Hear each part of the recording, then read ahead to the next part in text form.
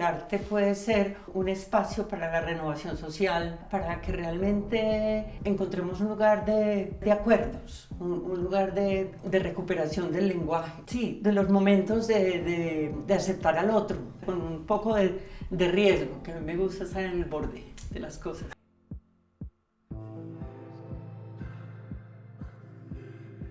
Y yo creo que en esos procesos como de volver a abrir y volver a mirar y de construir lo que ya ha sido construido, se aprenden muchas cosas nuevas posiblemente. Creo en el material, creo en lo que hay, creo en esas imágenes que tienen su fuerza, porque ya la tuvieron y la mostraron en el video, entonces creo en eso. Entonces hay que entender ese problema para poder identificar cuál es el grupo. El oficio solo no sirve para nada y el concepto solo tampoco. Hola Clemencia, bienvenida, mil gracias. Al ver tu obra, yo siento que hay una capacidad del artista de expresarle al espectador que está conmovido y de hacer conmover a ese espectador. ¿Cómo fue ese encuentro tuyo con la herramienta del video para empezar a transmitir lo que estaba pasando en Colombia, ¿no? En esos años tan difíciles como fueron los años 90? Pues mira, este tipo de procesos uno los identifica porque muchas veces ha pensado y se hace esa misma pregunta: ¿qué pasaba o qué sucedió para que yo dejara de hacer lo que venía haciendo y pasara a hacer el video?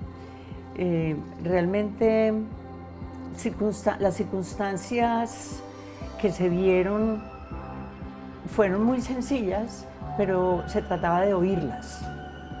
Esa fue como la primera situación a la que yo me vi enfrentada, era a escuchar qué era lo que realmente estaba sucediendo alrededor mío, que valía la pena contarlo.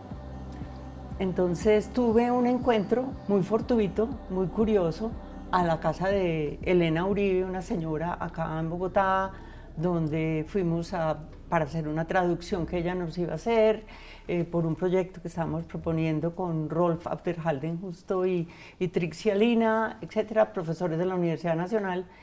Y ella nos contó que estaba muy triste porque la casa se la iban a tumbar porque crecía una vía en Bogotá. Entonces, ese tipo de devastaciones y de agresiones contra la vida cotidiana, contra una madre, contra una familia, me pareció súper fuerte. Y es lo que te digo, escuchar que eso tenía un valor para mencionar algo de nuestra sociedad, que no podemos decir que eso habla de la violencia de la sociedad en palabras mayores, pero sí de alguna manera de una interrupción muy, muy abrupta y muy fuerte por razones de crecimiento de una ciudad. Entonces me propuse, me fui, volví donde ella, donde Elena, le dije: ¿puedo seguirte el proceso de tumbar la casa? Porque ella, lo más simpático era que iba a tumbar la casa y se la iba a llevar entera para Chía y la iba a volver a construir.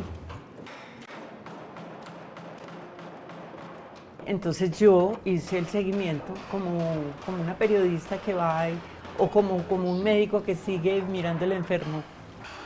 Y así fui construyendo la obra Casa Íntima. Es casi que el guión de lo que va a suceder luego en la edición sucede en el momento mismo, pero esa es la escucha, esa es la postura en la que uno está, al mirar que mientras tumban una ventana, están barriendo el piso de abajo, y mientras están oyendo el radio todavía la señora está en el cuarto. O sea, hay unos hechos que parecen muy simples, pero que hacerlos ver con el recurso de la simultaneidad, de la multipantalla, era el recurso. Pero te digo que no es que suceda en el material cuando ya me lo llevo, sino que está sucediendo cuando está pasando y cuando estamos grabando en el lugar mismo. Hay una especie de montaje en set. No es un montaje, pero sí es atender a la realidad. La realidad es en una simultaneidad muy bárbara. Esa es una obra que es una obra fundacional en esta temática tuya, pero es una obra quizás, que lo decías ahorita, en el buen sentido, en letra minúscula, intimista. Entonces, ¿cómo fue llegando a esa investigación y esa obstinación tuya en salir de la ciudad, salir del estudio e incorporarse al territorio? Pues mira que eso también fue un proceso bien especial, porque no se dio de un día para otro o por un evento dramático de nuestro conflicto, sino que se fue dando lentamente en la medida en que yo me movía a una finca de mi familia y empiezo a observar, por ejemplo, la fiesta de la matada del cerdo, del marrano, como se le llama en Antioquia y en Caldas, y hay una cantidad de experiencias violentas o de imágenes violentas que suceden ahí, la forma como lo matan, el grito del animal, la impavidez de la familia frente al hecho. Hay una cantidad de gestos simbólicos también que me van dando como unas pautas y unas maneras de mirar el problema. Entonces, toda la vida estuve frente a esa fiesta, pero de un momento a otro la empecé a mirar desde otro lugar, ¿no? Y también como al mismo tiempo desde lo que significaba una fiesta como de esa naturaleza, una fiesta de sacrificio animal para unir a la familia.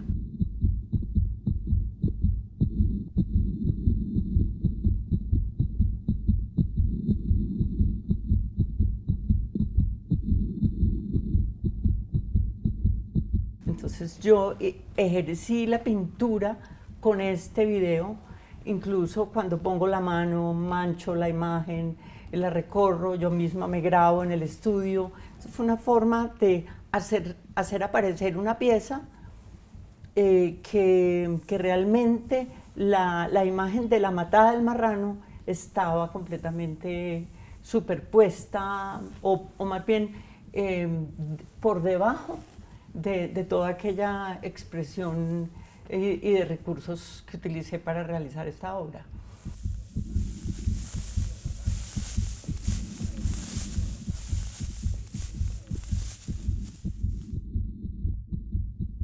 Ya habíamos matado el cerdo y traje unas fotografías y luego saqué unas impresiones en blanco y negro y entonces en esos procesos de impresión en blanco y negro, pegar, armar el papel grande, escribir, señalar sonidos, todo eso fue lo que me ayudó a definir cómo montar el video mismo.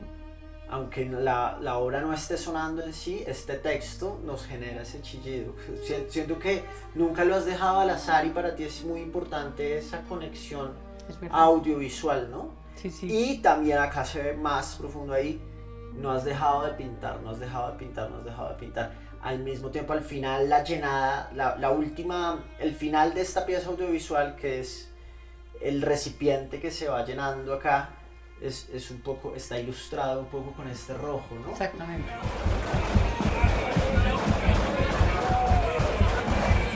Esos fueron como los caminos que adopté para irme acercando lentamente a esta realidad nuestra que en otras piezas se vuelve mucho más dominante. Por ejemplo, el acercamiento al río Cauca fue importante en un momento, pero por lo que se sentía, o sea, todo ese tema de la naturaleza como violencia y como agresión a las dificultades para pasar ese río, a que se inundaban las carreteras y era súper peligroso en esa época.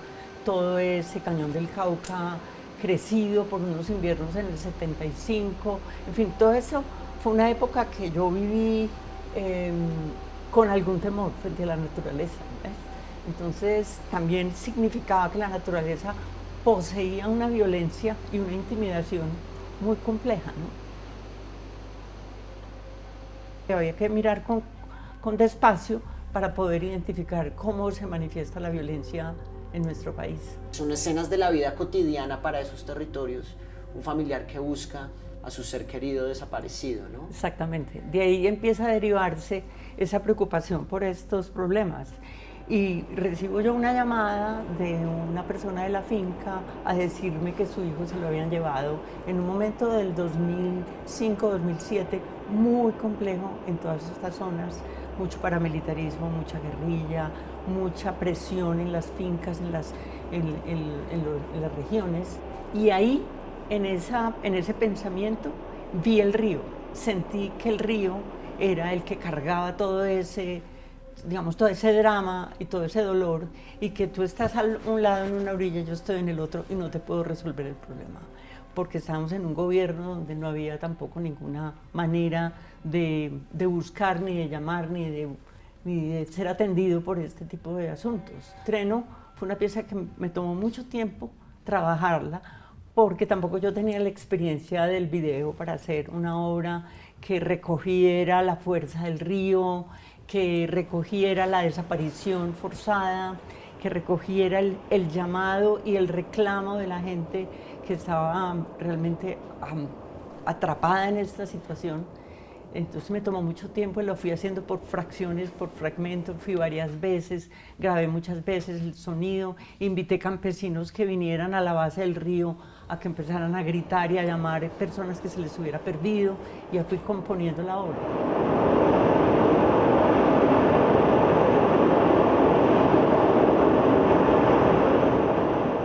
Pero para mí esta puede ser una imagen icónica de la situación tan dolorosa que ha generado en Colombia la figura de la desaparición, ¿no? Ese muerto que nunca llega y que lo que llega es esa prenda que olvidó, ¿no? Y la última huella, el vestigio.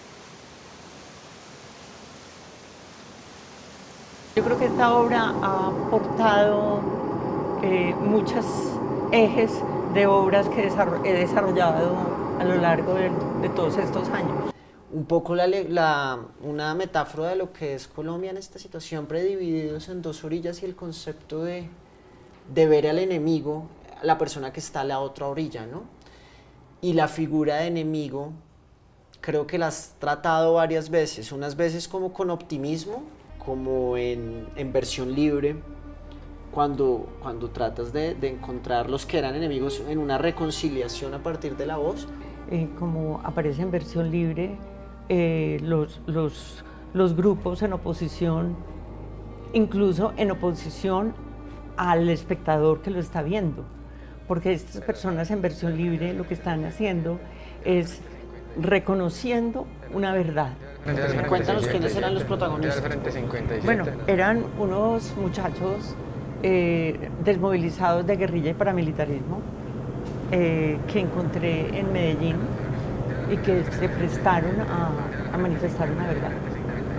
Cuando me acerqué a ellos para que la contaran, me dijeron que no se podían quitar el pasamontañas, porque la idea era que al quitarse el pasamontañas contaran una verdad realmente dura, donde ellos hubieran participado y donde hubieran aceptado que fueron asesinos o participantes de algún evento de violencia, ¿no? Entonces les dije, bueno, vamos a trabajar a medias, como por ahora estamos en este país trabajando a medias, vamos a revelar la verdad hasta la mitad de la cara. Mi nombre es Duber. Mi nombre es Duber. Y realmente es una interpelación muy fuerte al espectador, porque el espectador en ese momento le toca recibir y aceptar, perdonar y aceptar esas barbaridades que se están diciendo del otro lado del río.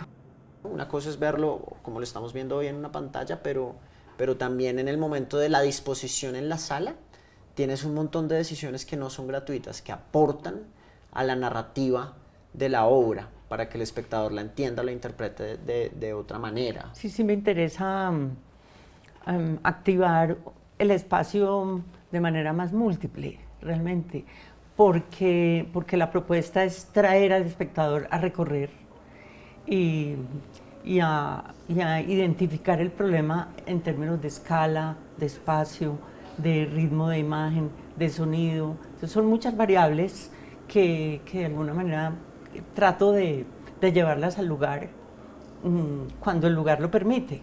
También hay momentos en que las piezas se presentan de una manera mucho más contundente cuando el espacio se puede trabajar de manera ampliada. Y hay también una posibilidad que se le brinda al espectador, así sea hablando de temas tan dolorosos, tan delicados y todo, pero también de interactividad, de diversión, de disfrute técnico y estético, ¿no? Yo creo que en disfrute, la palabra disfrute me cuesta un poco de trabajo, pero por lo menos que el espectador pueda descubrir cosas y que en esa medida y las descubra de manera respetuosa y estética. Eso me parece muy importante para poder trasladar esas verdades o esas intenciones de verdad al espectador de manera cuidadosa, que no sea otra vez agresiva, sino que hay que hacerla con un ritmo que también el espectador lo reciba y lo entienda y se contemple incluso la posibilidad del perdón. La posibilidad del perdón, que realmente pues es que sí tiene una utilidad del arte, pues que sea para eso. Que sea para eso, en un país como Colombia. Y para muchas cosas más, pero en esa obra me pareció que fue muy importante que eso sucediera. Incluso hubo personas que se presentaron, o sea, se manifestaron en contra porque pensaban que estábamos nosotros desde el arte dándole espacio al paramilitarismo, dándole espacio a la guerrilla, sin entender que ahí había un camino también de la reconciliación posible. Pero las cosas van tomando su tiempo, como ha tomado el tiempo la JEP, como toma el tiempo la paz. Hay muchas personas que no están de acuerdo con que estos procesos se den, sino que utilicemos solamente las armas para terminar los asuntos. El arte es una voz que trabaja desde otro lugar y que también puede mencionar ese tipo de acuerdos. En ese gesto de querer quitarse el pasamontañas y no poder, es fuerte porque se está diciendo más o menos como que no podemos escaparnos por ahora de la guerra, ¿no? Exacto, atrapados. Ellos mismos son víctimas de su propio invento. Son víctimas y creo que a diferencia de otras víctimas, con todo el respeto que hay que tratar el tema, por ejemplo, en los momentos del secuestro y eso, pues el secuestrado tenía la posibilidad de pensar con una libertad, ¿no? Pero el reclutado más o menos se le arrebataba esa idea de un futuro fuera de esas filas, ¿no? Exacto, casi imposible. Y esto es un poco eso, ¿no? Ellos eran desmovilizados ya, pero no podían tener una identidad. No. Y transmite, me parece una obra muy diciente. Para el norte del valle, Pavarandó, unos cultivos de coca. Pavarandó, unos cultivos de coca.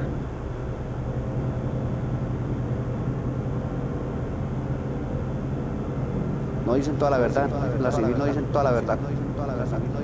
Lo amarran. ¿Cómo haces, Clemencia, para convivir?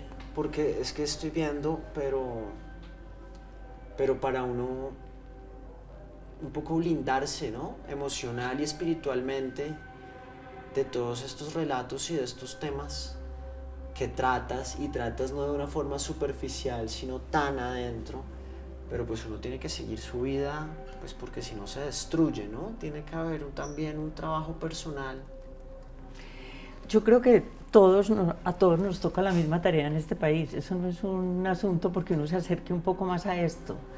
De alguna manera, el hecho de mediar con el arte y tratar de contar eso que está pasando ahí es una forma también, imagino yo, de no hacerme daño, y porque entonces no se queda solamente conmigo de una experiencia que conocí, sino que el propósito realmente es hacerlo ir, hacerlo ver y encontrar los recursos y las herramientas para esto. Entonces yo creo que en todo ese proceso de creación ahí hay una expulsión, quizá digo, de esos estados que posiblemente afecten a la persona hasta llevarla a la depresión, por llamarlo así.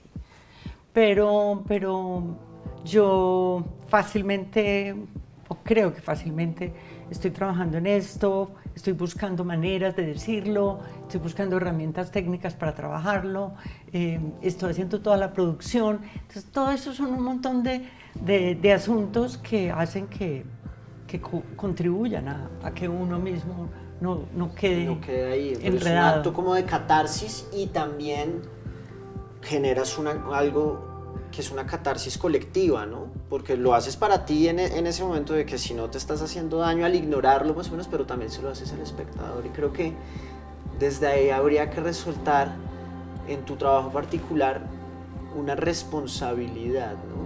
Yo creo que hay un compromiso muy importante con eso, ¿no? Pues por lo menos sí me interesa mucho y habita en uno muchas cosas. Cuando estoy trabajando en un proyecto ya estoy pensando en otro, porque como estamos absolutamente llenos de asuntos difíciles de procesar en el mundo, no solamente en Colombia, en el mundo, siempre está uno diciendo, bueno, me interesaría señalar este atropello contra Gaza o este atropello contra Ucrania. Hay una cantidad de dolores que no necesariamente tienen que ser los propios para que lo perturben a uno y lo movilicen a pensar cómo acercarme a esto. No más el problema que tenemos con el reclutamiento de niños en Colombia ha sido un run run que tengo como desde el 2010, que he querido trabajar, que he querido armar un proyecto grande y realmente contundente, y en esas estoy en este momento, desarrollando un proyecto que se titulará Infantes al Volver, por ejemplo. Entonces esas son cosas que si no se siguen, si no se trabajan, realmente quizá hacen más daño en uno. Ya que lo mencionas y lo tenemos presente, y tenemos la herramienta de este mapa conceptual que nos acompaña acá en tu estudio, ¿cómo ha sido la construcción, cómo vas con la construcción de Infantes al Volver, que es la obra en la que estás trabajando en este momento? Claro. Cuéntame ese proceso, por favor. Con Infantes al Volver se me presentó una primera pregunta, y es cómo abordar ese asunto, porque los niños son intocables, el problema es prácticamente intratable, más allá de lo que ya sabemos, de las cifras que hay en televisión. Cada cierto tiempo salen que 150 niños en Nariño, de los indígenas, se los llevaron reclutados. Más allá de eso, ¿cómo abordar el problema? Entonces es una pregunta que nos hacemos desde el arte de manera compleja, toma tiempo para irlo entendiendo y procesando, y encontré dos niveles del proyecto. Uno que sería la búsqueda y el cuidado, y lo otro es la prevención. Serían como los dos ejes que sostendrían el camino hacia encontrar la imagen, hacia encontrar el acercamiento, el lugar. Entonces, el lugar que he definido por donde voy a trabajar es en la selva, porque en la selva hay dos problemas: búsqueda y cuidado de la selva misma. Entonces ahí es el lugar donde los niños realmente llegan, o los jóvenes, es donde se los llevan, donde desaparecen. Entonces la selva como un voraz lugar de pérdida, y al mismo tiempo el lugar más importante y fundamental para el mundo, que es el preservar la selva. Entonces, trabajando con madres, trabajando con jóvenes, o por lo menos con la voz de los jóvenes, he ido recogiendo algo de testimonio desde la voz de los niños que han estado en esos flagelos y en esas circunstancias. Sí es una intención de penetrar en el lugar donde se perdieron los chicos, o donde van a dar los chicos, y donde hacer que la selva también los busque, porque también quiero que la potencia de la voz y del llamado como entreno se replique en esta pieza desde los árboles, sean los árboles los que conduzcan la voz, el llamado, la búsqueda de los niños. Entonces hay otra vez la naturaleza activa y la naturaleza contribuyendo a ese señalamiento y a esa advertencia de que somos un país que permitimos este tipo de atropellos contra la infancia y la adolescencia. Y otros atropellos, por ejemplo, a un trabajo tuyo en el que queremos profundizar, que fue de Serere, ¿no? Y cómo en un país sucede una masacre donde, para adueñarse de un puerto, un grupo paramilitar. Cuéntanos cómo fue la tragedia y lo embarcamos, porfa, y embarcamos hacia el proyecto, ¿no? Claro, interesada también en conocer qué fue lo que pasó en Bahía Portete en el 2004. Me puse a investigar todo este asunto en La Guajira. Más allá de la masacre, pues ya me tocó conocer un poco más de lo que significa la etnia wayú en La Guajira, en ese territorio. Y me propuse desarrollar un proyecto de gran escala para ir hasta la Bahía Portete, ir a conocer el lugar donde varias mujeres murieron o las mataron, un grupo de paramilitares dirigido por Jorge 40, que está detenido, que no ha querido aceptar esa masacre, pero que allí en esa masacre también estuvo un wayú involucrado, porque ya ellos se habían, como las estrategias de la guerra, ¿no? Ya se habían metido los paramilitares a enamorar a algunas mujeres wayú y ya hacían parte como de esa vida, de algunas vidas allí en Bahía Portete. Entonces tenían penetrado el lugar, quiénes eran las mujeres más importantes, eran las dueñas del puerto, cómo funcionaban las cosas para ellos llegar y realmente pensar que para quedarse con el puerto deberían matar a estas mujeres.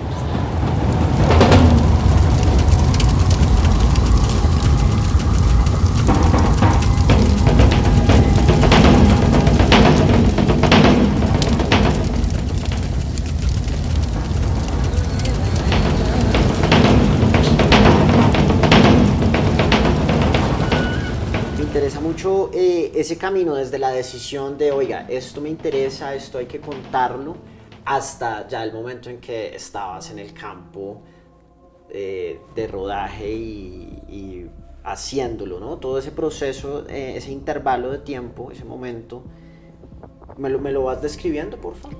Sí, porque, claro, nos íbamos a ir a trabajar en el 2020. Yo tenía mucho temor de irme a enfrentar cualquier problema de enfermedad en esa zona. Entonces, entre tanto, no dejé de trabajar, de investigar muchísimo quiénes son los wayú, cómo funciona esa comunidad indígena en esa región, de qué se tratan todos sus movimientos, sus vidas, cuáles son como las principales fortalezas de los wayú, que además es una cosa divina, encontré, porque son las mujeres, la matrilinealidad, la herencia del apellido, la entrega a la mujer, y a su vez es la que dirime cuando hay un conflicto, hay algún muerto, son solamente las mujeres las que pueden levantar los muertos. La mujer tiene una voz muy, muy importante, a diferencia de lo que nos pasa a nosotros, que las mujeres no somos las que tenemos la voz en este país y por la que estamos luchando todo el tiempo, de muertes de mujeres, de agresiones por parte de los hombres. Una cosa muy fuerte lo que nos sucede en ese grupo indígena. Y por otro lado, el palabrero, que es esa persona que ha sido escogida para que dirima las dificultades entre las familias que entran en disputa.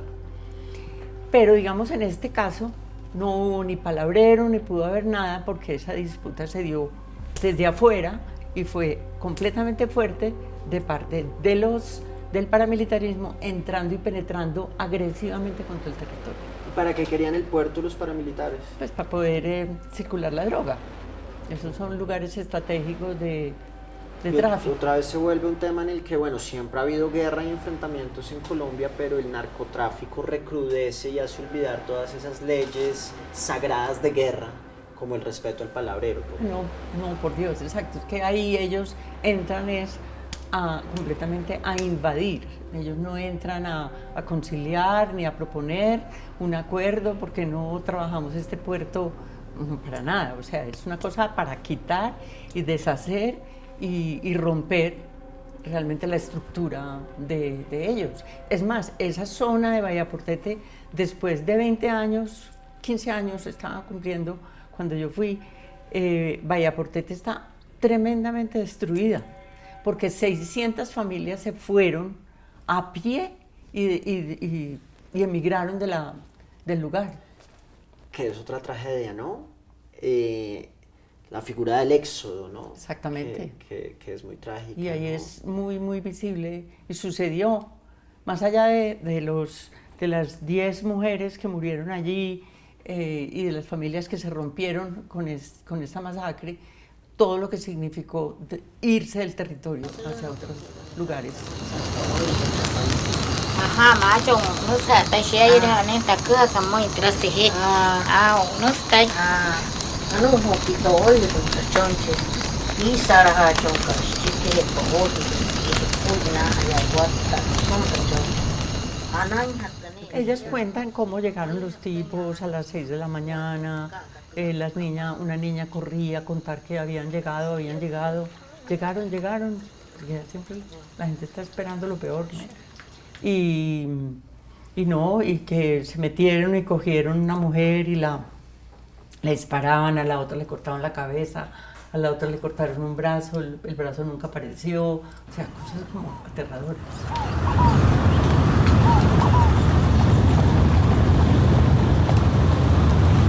Ellas están haciendo ahí como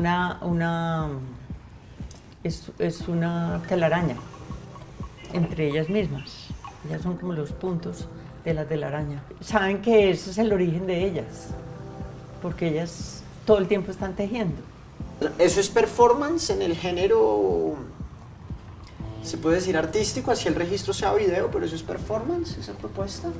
Pues yo no diría, porque realmente no termina ahí. Esto es como un capítulo de la pieza. Realmente todos estos momentos de la obra son diversos. Hay uno que es el sueño, trabaja el sueño, entonces en una casita trabajamos una niña que se supone que está dormida, entonces trabajamos algunos de los eventos propios de la cultura de ellos para sostener que esa es una obra que está absolutamente interferida por un drama. ¿Ves? O no una obra interferida por un drama, sino una cultura interferida por un drama.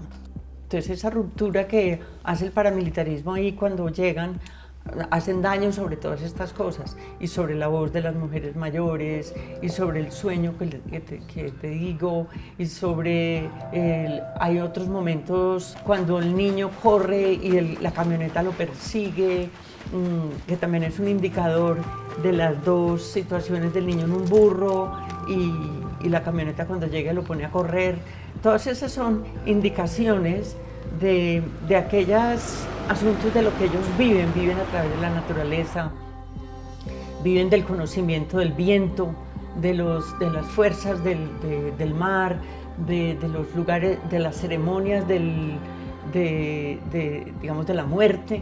Todas esas son cosas muy importantes en esta comunidad que, vuelvo a repetir, el paramilitarismo viene y estalla contra todo esto. No solamente porque llega a Bahía Portete y el caso se vuelve pequeñito. Sí, mataron a las mujeres para quedarse con un puerto. No, es una interferencia a todo un conjunto de cosas, a toda un simbolismo y a toda una comunidad con una cultura muy potente, muy sólida, donde ellos entran a hacer una herida muy fuerte. ¿Qué significa el color rojo para ellos?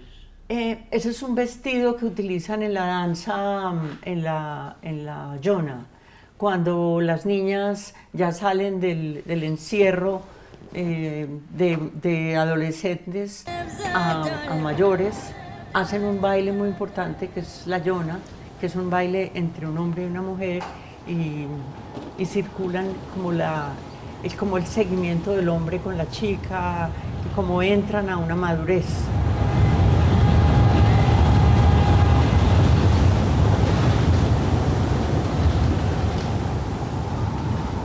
Qué violento puede ser querer atacar a una comunidad, a una gente, hasta en los sueños, ¿no?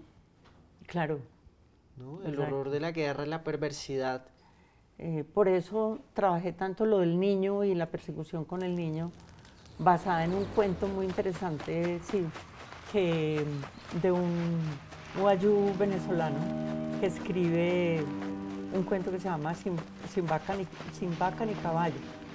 Y era un encuentro de un niño con una realidad de los carros cuando llegan a su región. Y decía que por qué el carro iba tan rápido si el burro iba tan despacio.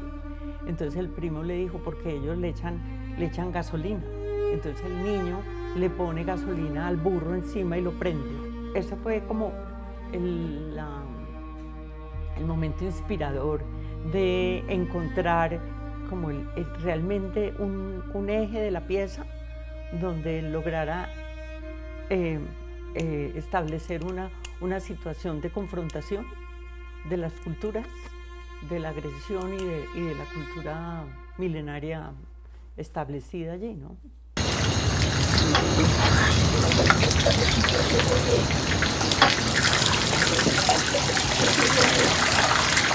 En ese baño vemos la labor de protección y de limpieza y de regeneración que ejerce la mujer, ¿no? Claro, Entonces, claro que sí, y de cuidado. ¿quién va a hacer ese baño si queda toda una comunidad huérfana? Exacto. No, es muy duro porque además uno sí siente que La Guajira es muy lejos por la inmensidad y por el desierto mismo, porque los trayectos son larguísimos de un lugar a otro, porque lograr gobernanza parece ser imposible en esa región, porque cada Clan, familia. Sí, cada familia son separadas y se manejan a ellas mismas. Entonces, por ejemplo, todos los problemas que hay en Colombia con todas las energías limpias, con ellos, no ha sido fácil porque no hay una gobernanza central que unifique los manejos.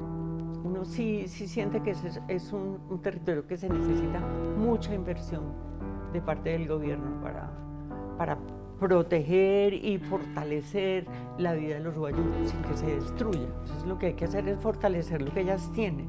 Un poco esta pieza tiene mucho de esa intención de fortalecer esa cultura para que la continúen, para que la protejan, para que la tengan y no se dejen realmente permear, no solamente por unos agresores tan fuertes como el paramilitarismo, no tampoco por otros agentes que quieren suplantar sus tradiciones y sus conocimientos. Pero es interesante ver de qué se trata el palabrero, que es un mediador entre familias. También ellos tienen unas sabidurías y unos manejos muy interesantes que deberíamos estar mirando. La araña y la similitud con el tejido, con el telar, ellos como organización, ¿eso fue un hallazgo de campo o ya lo tenías un poco como investigación? Sí, lo conocía de investigación previa, exacto. Porque es en las niñas donde sale como la araña, la tela de la araña desde la boca. En algún momento la pieza tiene eso y sale el hilo y sale ya digamos como para el tejido. Es una cosa que viene desde los niños.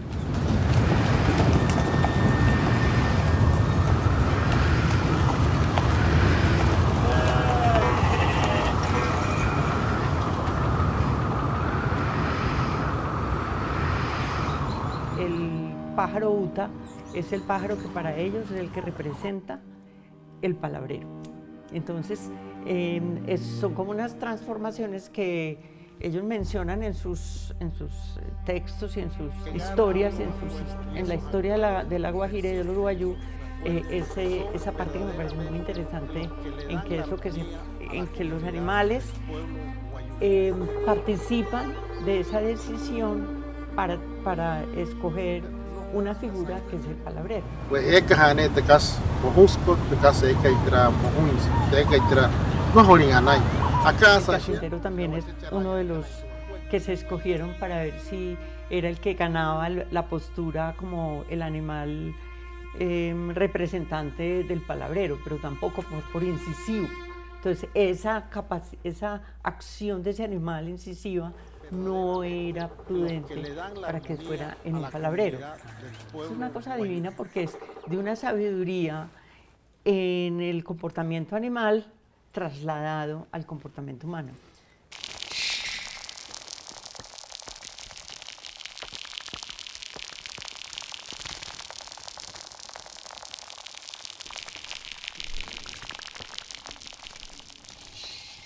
Esta es una versión por un momento que hicimos como del espacio, como una pequeña simulación. Y está la caída de los granos, la pared de la casa con las telarañas.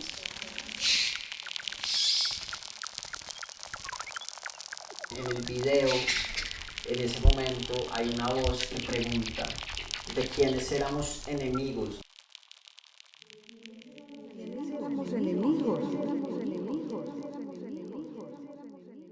Que yo creo que tu obra también siempre se está haciendo esa pregunta. Y en este momento se supone que estamos tratando de hacer las paces con los enemigos, pero no nos identificamos ni quiénes son los amigos ni quiénes son los enemigos. De alguna manera ese es un asunto que está en estas obras y que tú lo has señalado bien, que son como recurrente, insistente, porque hay de todas maneras de por medio un reclamo, ¿cierto? A un mejor vivir, a un mejor estar, a un mayor acuerdo, y yo creo que el arte tiene herramientas para esto.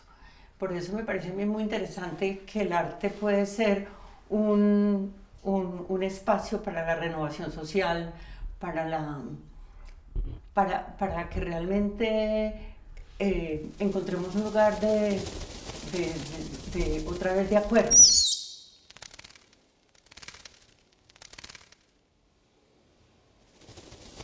Esos sonidos son los sonidos de los murciélagos, que son los sonidos que no escuchamos porque ellos están por encima de los 20.000 Hz. El murciélago por eso no lo vimos. El sonido de ellos es por encima del sonido nuestro. Entonces, en esta pieza a mí me pareció interesante dos cosas. Una, trabajar digamos, el abandono de la casa y las voces de aquellas personas que llaman y demandan atención y por qué nos tenían tan abandonados y todo este tipo de mantras o de voces. Y el murciélago como un encuentro en esa casa. Una casa que ya estaba abandonada, que ya la muerte la había dominado, pero que la vida de los murciélagos la mantenía viva.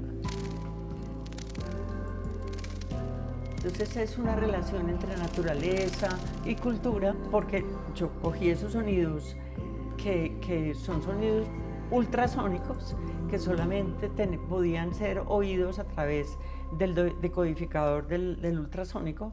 Los conseguí, los compré en internet y los utilizamos para la pieza, ya audibles.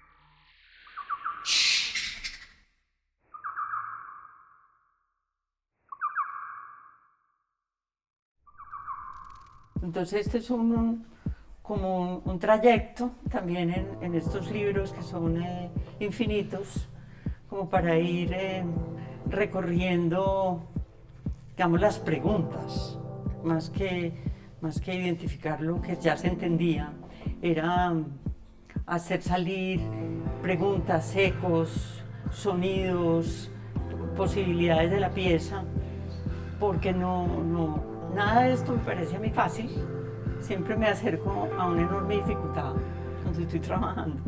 Entonces hay textos, hay formas de trazo. De ahí cuando hago esto, después decido que voy a hacer esas fotografías impresas y luego las dibujo encima, las edito. Entonces, bueno, son como las libretas de apuntes que incluso a mí me parecen más interesantes cuando pasan los años que en el momento mismo que se está Claro, haciendo. es un diario, ¿no? Porque también Sí. pues, yo creo que te puedes encontrar con la persona que eras tú en ese momento. Y porque estas cosas como que no se agotan, este trabajo artístico no se agota al terminar una obra, sino que se enlaza con las otras obras.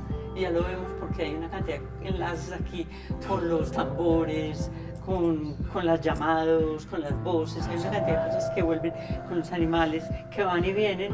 Y es por eso, porque uno no, realmente no es que uno esté cumpliendo una tarea de terminar una obra, sino que la está como tratando de... Perdón, Clemencia, esto es como un si pentagrama. como si fuera un pentagrama. Yo alguna vez estudié solfeo, entonces no me queda tan difícil hacer las notas. Pero sí, era porque yo sentía que los gritos de los murciélagos eran como un canto en el espacio, un canto entre la naturaleza. Unos cantos que no escuchamos, que es lo mismo que tampoco escuchamos las voces de quienes llaman. Entonces ahí están como las dos relaciones puestas. Viendo ahora también como esa fijación tuya con la naturaleza, con el animal y el animal en situación, como queriendo representar algo, pero el gallo de Juegos de Herencia. Ese gallo, ¿qué se quiere decir? Un gallo que, una cabeza, o sea, un gallo decapitado, pero que sigue dando signos vitales. Es una imagen muy fuerte, muy poderosa. Pero más allá de eso, es que esa es una fiesta que se hace en el pueblo que se llama El Valle, en el Chocó, y se hace cada año, y la hacen en Colombia desde 1930. La trajeron los españoles y se llama la Fiesta del Gallo. Aquí llegó esa fiesta como para hacerla con el gallo, pero enterrado en el piso, para volarle la cabeza con un machete.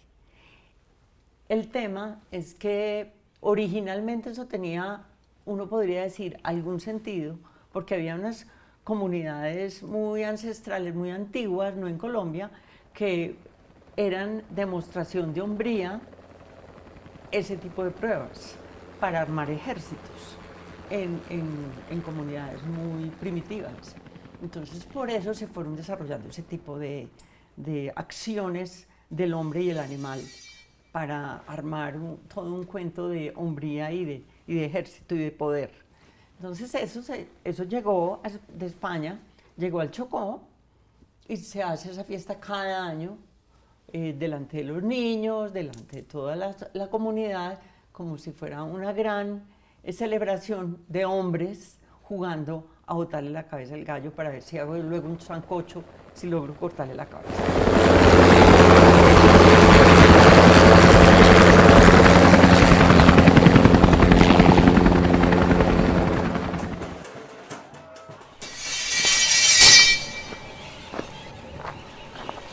Por ejemplo, ese es un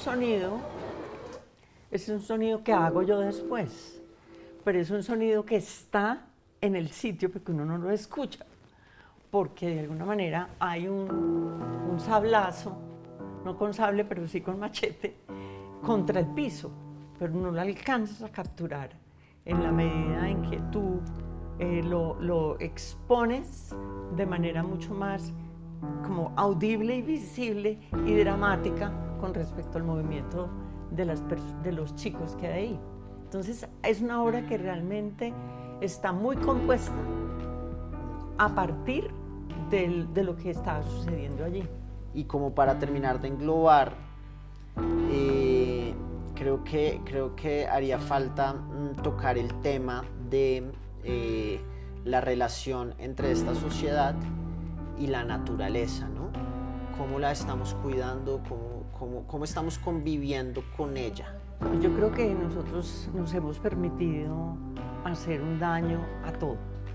entre los humanos, entre nosotros, entre lo urbano, con la naturaleza y con las regiones y en los campos, porque esa falta de educación se nota y se nota todavía, aún más hoy cuando tenemos esos temas sobre la mesa y ese desprecio tan notorio que hay en los manejos de los recursos naturales, de primero yo, segundo yo. Entonces yo soy un minero y realmente yo tengo que vivir, yo saco el oro como sea. En este momento está ese problema puesto sobre la mesa.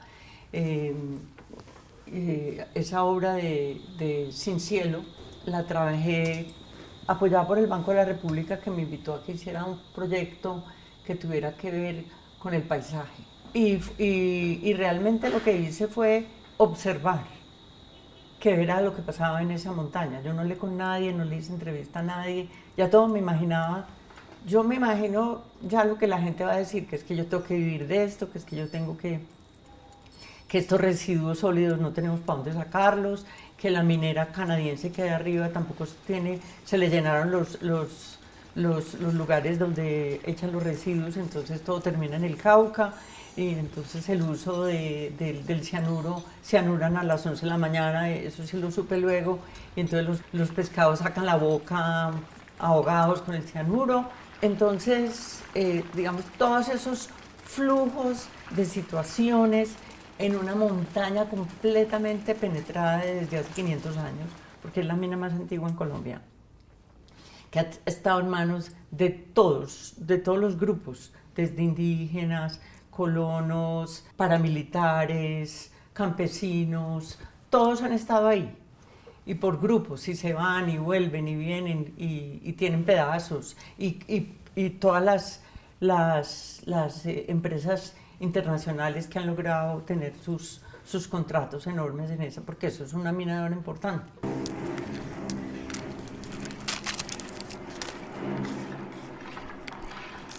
Es una pieza de observación y de recorrido de arriba hasta el río, cuando yo encontré la mancha de la mina sobre el río Cauca, que la vamos a ver, es una mancha gris, ahí se me reveló la pieza y de ahí me devolví, ya llegué, primero yo hice un recorrido con cámara yo sola de fotografía y luego llegué con camarógrafos a hacer puntualmente los lugares que me interesaba señalar. Y eso se volvió como un taller.